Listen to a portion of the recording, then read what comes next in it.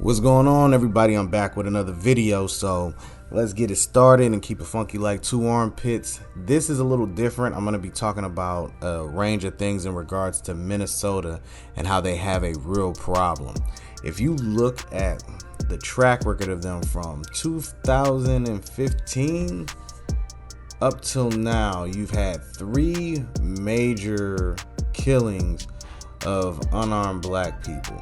Now, you had George Floyd last year, who was already handcuffed, subdued, and they said, all the police had him detained and held on the ground with one dude on his back and his neck for over 9 minutes. Then you have Dante Wright, who was shot as he resisted because whatever they were trying to arrest him for, I've heard because he had a warrant for his arrest for a ticket, or was it a past situation? Either way, it doesn't matter. Death is not the sentencing that he was supposed to be given. Then you have Philando Castile in St. Paul, Minnesota. Now, he did have a weapon, but it was holstered and not drawn, and he was reaching for his ID as he warned the police officer that I am a licensed gun owner. I do have a gun in the car. I am reaching for my ID. Now, from what I've heard, I don't know how accurate this is that you don't necessarily have to divulge that information in the state of Minnesota, but he did it anyways to make sure that the officer was going to be okay and comfortable in the situation.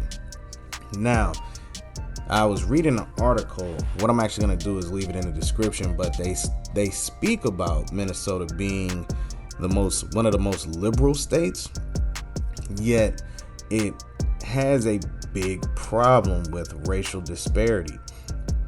Out of the 201 seats in the legislation, only 21 are held by people of color. 90% is still held by white people.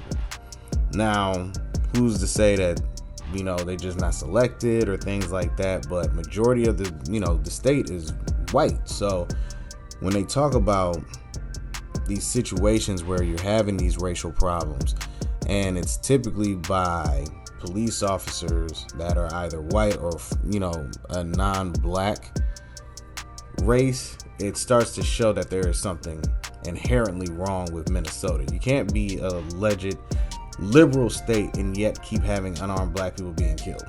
All right, now the situation with Dante Wright, that one is interesting because I was trying to figure out how they did their guns and their tasers. And I was, I still hadn't seen the full thing, so I was still trying to figure it out. And I was having a conversation, and, you need to have one on each side, which they do. I didn't know they did that for them. I was just talking. But then the taser is bright yellow. All right. You're going to see the yellow. And when I watched that video multiple times, she raised it high enough to where she could see what the weapon was, what she was using. And something's wrong when you resign, the chief of police resigns. That shows there's a problem. And I think the chief of police bailed out because he was like, y'all really did this during a trial for George Floyd. Like, we already are on eggshells right now, thin ice, whatever you want to call it. Like, this is one of those cases where you don't want to screw up at any point in time. You don't want to make a mistake. You don't want to have these type of problems when we're dealing with a nationwide situation where people are waiting and watching to see how the state's going to behave. And then boom, a young man gets killed. So you start to notice, if you pay attention to the pattern, not just Minnesota, we're just going to say nationwide, i.e. with the Army lieutenant. For the past at least 7 years, I have forgotten so many names of black men, black women have been killed or detained and die in prison, i.e. Sandra Bland. The list just goes on to the point where you actually forget individuals who have been killed because it's so many.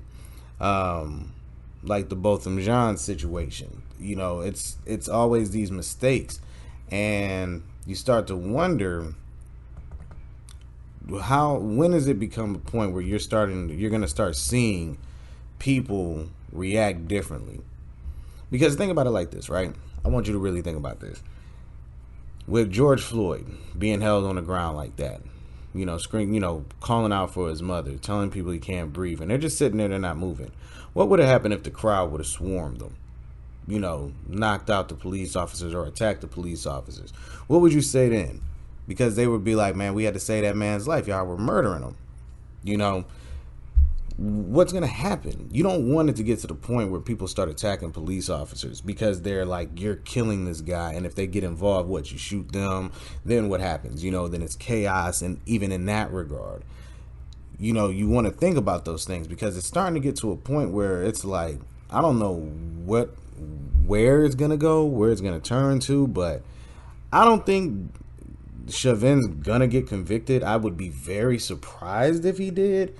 But if he doesn't, I definitely see another situation where the city's being burned down, because obviously there's a real problem in Minnesota and people aren't acknowledging it, and it's starting to grow, manifest, fester, and it's just getting worse every time they poke the bear, if you want to use that analogy. And you have to really look at the problem, because it looks like there's a lot more racial issues in this so-called liberal state, one of the most liberal states, yet we're having some of the biggest problems in that state alone.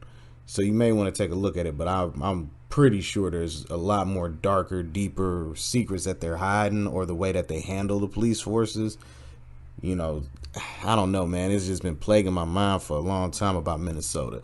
I ain't never been, but from what that article I read, I'm gonna put it up there, just certain parts I had noticed that there is something deeper there.